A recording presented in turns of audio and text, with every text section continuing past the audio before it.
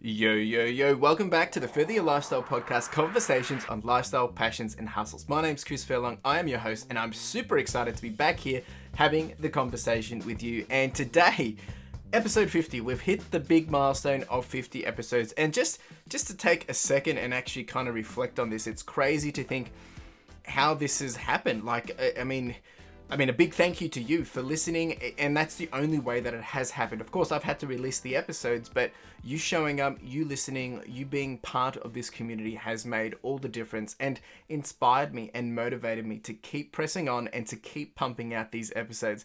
I'm super happy, super excited, and super proud of this moment because it's been a crazy and awesome journey. And when I say crazy, it's been a really good journey. It hasn't been bad or anything like that, but it's just really great to be able to reflect and see that progress of how we've been able to, I've been able to further my own lifestyle by building out this podcast, and having people like you listening and being part of the conversation has really changed my life. So thank you very much. With this in mind, I do want to say that I will be celebrating my 1 year anniversary of this podcast coming up very, very soon. So there will be a giveaway coming very, very soon. And if you want to be part of that and get your hands on that as soon as possible, make sure you jump over to our Instagram at Further Your Lifestyle, and that's where you can find out all the details that we'll be releasing very, very soon. And I want you to be part of that. If not, there'll be more opportunities, but I want to give back and say thank you as we approach my first year of doing this podcast. So super exciting, details to come. So today I really want to just chat to you about 10 questions that are going to challenge your thinking. And really the intent here is just to, challenge your thinking in all that you're doing. And of course, the whole purpose of this podcast is to help you further your life or further your lifestyle. And I believe these questions is really going to help spur that on and motivate you and encourage you, but most of all, challenge you to think outside the box. And, we're going to go through these together. I'll provide some additional context as I do go through these 10 questions. I might even answer a few myself, but this is for you. And really the intent here is to take a pulse check, right? Happiness is a great indicator to see how we're all progressing. And we can take this one step further by doing something like this and challenging our happiness and challenging the way we're thinking. And I think once you go through this process, it will help give you some fresh perspective of where you're at.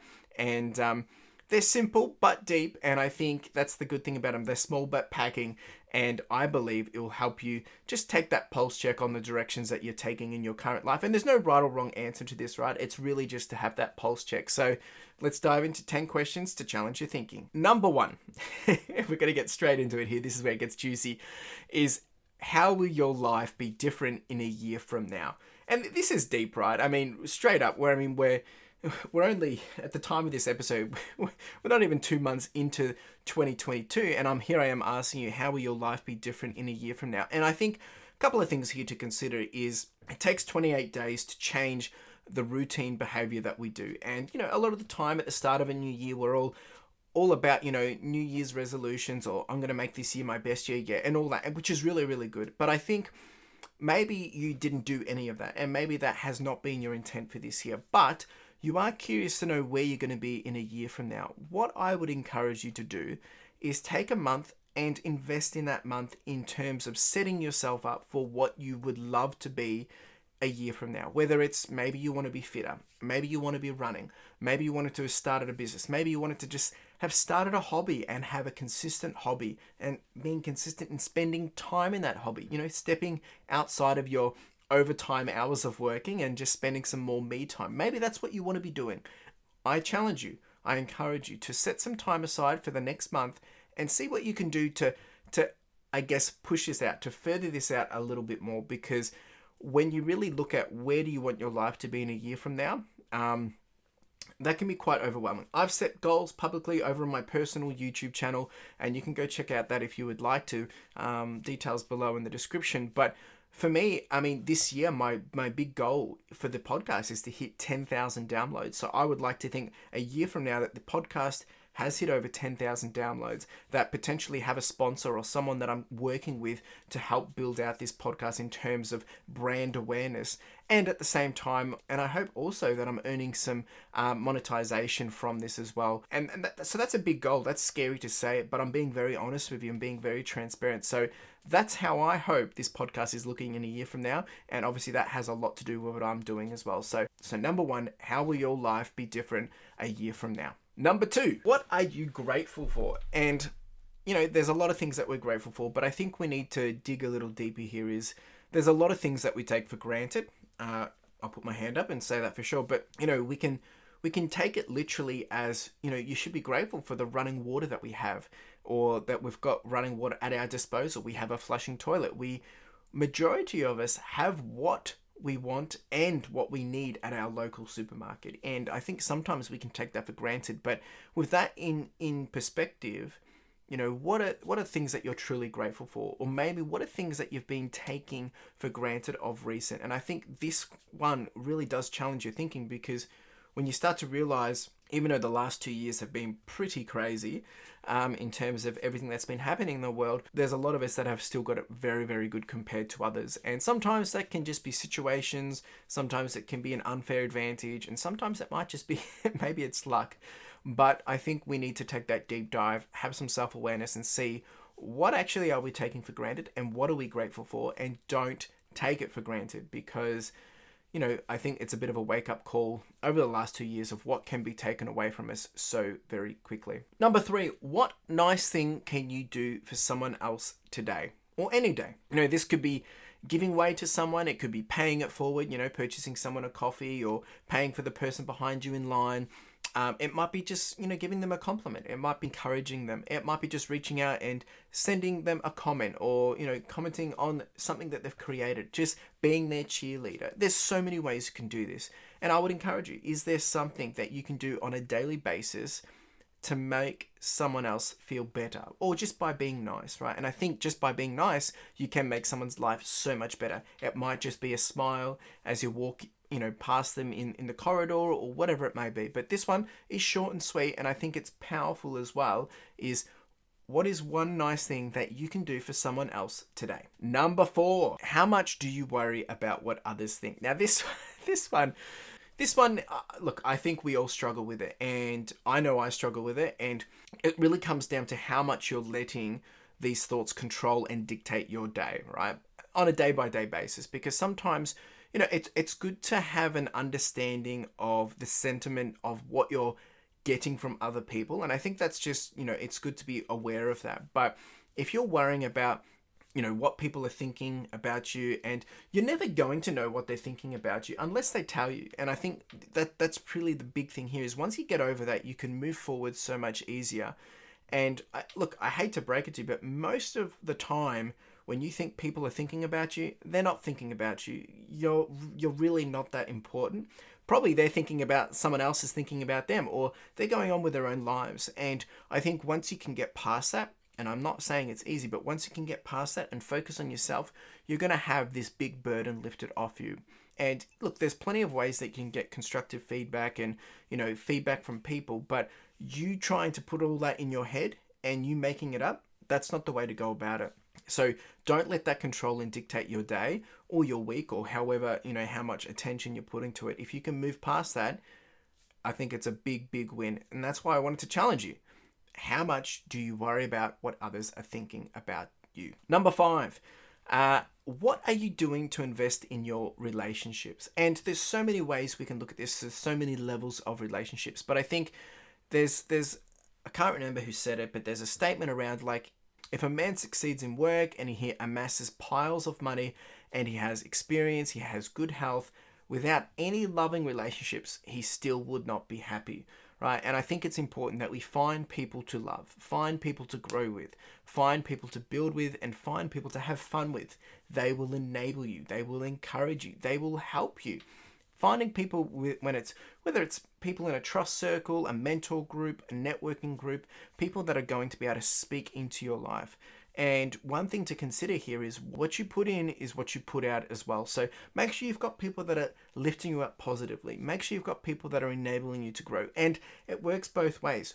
Who are you investing into? Who are you putting good stuff into? Who are you helping? Who are you encouraging?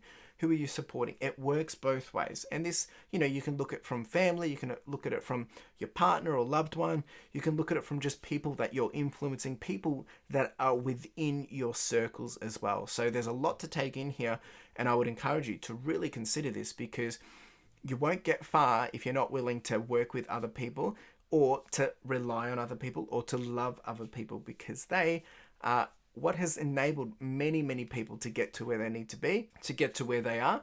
And I think I would not be the man I am today or the person I am today if I had not leaned on people or had people there to support me, or if I hadn't helped other people, because by helping others, you learn so much. So, what are you doing about it? Number 6, and this one might sound a little cliche, but what do you do for fun? If you have to think about this one, I think maybe your work-life balance is probably something you need to really revisit. But I think when you think about it and you, from a retrospective perspective, I don't think anyone on their deathbed has said, I wish I had worked more. And I also think, that aside, if working too much isn't necessarily a problem, I don't think many more people saying, I wish I had watched more TV. Look, I understand it. Like, I want to play a lot of video games, but I don't like spending all my time doing that. Like, that's a great way to have fun. But what are 3 things that you wish you were doing more of?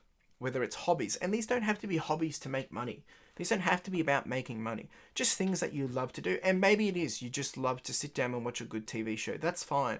What I'm trying to say here is, make sure you are spending time, but make sure you know what these things are that bring the enjoyment to you, because sometimes we can get so focused in everything else that we're doing that we forget the little things that actually help us feel better, help us grow, help us feel special, and help us smile. And if you can list 3 of these things of what you wish you were doing more of, or what you do enjoy doing lots of already, what do you like to do for fun? And then the follow-up from that is then, how can you do more of this too? Question number 7, and this one we get a little deeper, and it is, are you comfortable in your own skin? You see, we all have things that we dislike about ourselves, and I think that's natural, right? We're always comparing. I'm not saying it's good, but it's common that we do it, and kind of comes back to thinking about what other people think about you. We can either let it control us, or we can try and control it. And also learning to own it, right? And someone that I would really encourage you to go check out, and I hope I don't butcher her name, is breeelenehan. And she will really inspire you, because she's doing amazing things in helping, just keep it real. And what we see on Instagram or what we see online versus the reality of our bodies. And she's really, really inspiring, very, very encouraging. She's been a huge internet sensation in helping us change the way we look at ourselves and respect ourselves, especially for the female audience. But I think it's important for men as well to have this conversation, because a lot of the time we do struggle with things that we're not happy about or in our own skin. So when you can work past this, move past this, you're able to get rid of some of the fluff that is pulling you back or holding you back from being your potential. Number 8, is anxiety something that dampens most of your days? Now this one, I guess it plays on that day where you say, are you okay? And it's always good to check in with people, but anxiety it's a slippery slope, right? Worry can bring so many additional problems to us, when a lot of the time it's things that aren't even going to happen. And look, you're going to have to fact check me on this one, but I know there is a stat that goes around saying that 90% of what you actually worry about never actually comes to fruition. And what I mean by that, it never actually happens, right? 90% of the things that we're worrying about. And people get so caught up on this. I do as well, right? You're stressing, worrying about something, but a lot of the time, nothing's going to happen. It doesn't even happen. And we waste all this time or all this effort on things that didn't even happen. Look, I think it's important to have some level of worry, to be nervous, because it keeps you in check. It keeps you honest, and it makes sure that you are giving your best. But when it becomes anxiety, that's when things become that slippery slope. And we need to learn to leave it at the door and let your confidence shine, right? And like I said, these things don't come easy. It takes with a lot of self-awareness, a lot of effort to actually put things in place to make it happen. But that's why we're just asking the questions at this point. It's just to challenge your thinking and do that pulse check of where you're at. Number 9, what have been your biggest mistakes, right? And there's a really good analogy of this, or a big story. And it was J.K. Rowling, right? And she said it herself. She said, it is impossible to live without failing at something, unless you live so cautiously that you might as well not have lived at all, in which case you fail by default. She had to go through so many failures. Like, she failed so many times before her books, if you don't know, Harry Potter, were published. And I'm guessing so many of those Harry Potter fans are thanking her so much for never giving up on her dreams. And that's a really big encouragement to you is if you've got goals, if you've got dreams, you are going to fail. But that doesn't mean you give up, right? And you need to keep pushing. You need to keep adapting, pivoting, seeing how you can move forward in a different direction towards the broader goal that you have or your North Star. And, it will mean that we have to go through one failure at a time, but it doesn't mean that's the end, right? J.K. Rowling has set that example very, very well. And it's encouraging. It's also quite eye-opening and it's going to be a bit of a mountain to climb. But I think when we reflect on this, talking about what have been your biggest mistakes, it's important that we learn from these mistakes. Take these mistakes and enable yourself to grow. Mistakes are some of the best investments that you can make because if you can learn from them, it's going to enable you to double down, move quicker, and not make that same mistake again. It gets you ahead of other people. It's an advantage that you can then take into the playground. So number 9, what has been your biggest mistake? Number 10, what will people say about you at your funeral? And this one can be a bit of a hard one to swallow. It's deep, but it's something that you should really, really check yourself with. Now, if you struggle with the result or to even answer this, then my challenge to you is don't waste time in working on being someone who you want to be at your funeral, right? If you want to be remembered for a legacy, if you want to be remembered for just he was always happy or whatever it may be, then make sure that's what you're doing. Make sure you're living that life that you want to be left as a legacy. Unfortunately, death is a very sensitive topic, but it's an important topic to understand that it's going to happen eventually, right? And it sometimes happens as we plan, knowing that it might be old age or whatever, but it comes very unexpected as well. Unexpected has a bigger impact on the people around you, right? And I think being able to leave a legacy of something which you're proud of, that you will reflect right now, that if it was a funeral, how would you be remembered? What would be people talking about? And this one's hard. It's hard to digest, but it's important to really just give a whole holistic view of everything that you're doing. And yeah, look, not to finish on a low note, right? But I think these 10 questions are very important because they bring different parts of our lives together. And they kind of sum it up in that last one as well. But there's so many here that I think challenge us to think differently and just think in the moment, to think in the present, but also to think back in the past and how that can play into our future as well. And I want to encourage you that if there's any here that you're struggling with, if there's any here that you think maybe you need to work on, let's continue the conversation. More than happy for you to reach out over at Instagram at Further Your Lifestyle or on Twitter at Further Your Life, or you can drop me an email at hello@furtheryourlifestyle.com.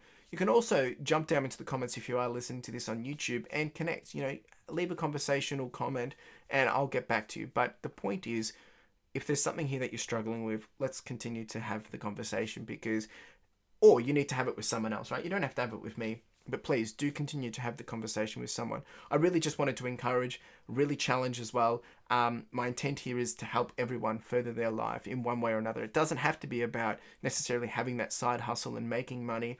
It doesn't even have to be about being the best at something, but it's more around just taking the passion that you have or finding the goals or chasing those dreams and creating a lifestyle that you're proud of. And I think number 10 sums it up really, really well of what will people say about you at your funeral. And that really comes back from the lifestyle you're living and breathing and reflecting out to everyone. So really do appreciate you being here. As I said, we can continue the conversation. Plenty of ways we can do that. Don't be shy. If you did enjoy this episode or you think it will resonate with someone else, please do share it with them. Please do share it and get more people listening to this. I believe the more people that can hear this, the more people that can be empowered, that can be inspired, and hopefully can make a change in their life that they will be thankful for later. And it's really about them. It's not about me. But I think in order to grow and to make that happen, I need the support from you as a listener to help, push this out, give this to other people. So if there is one person that you could share this to today, who would that be? And would you consider doing it? Really do appreciate it. My name's Chris Furlong. I am your host, and it's been an absolute pleasure having a conversation with you, and you have a wonderful day. Cheers. Now, if you didn't know, we do have the podcast merch, and this is with a key focus of enamel pins. Now, if you haven't checked these out, make sure you do, because the intent of these are really just to be a small token and a reminder for you to charge on, to push on, and to further your lifestyle. Whether it is a gift for someone else to encourage them, or maybe to inspire them, or maybe it's a way to motivate yourself, or you can simply just make a purchase to simply support the podcast, which would be greatly appreciated. We do also have some sweaters and some long tees, so make sure you check it out. Link in the description and in the show notes. Really do appreciate it. Cheers.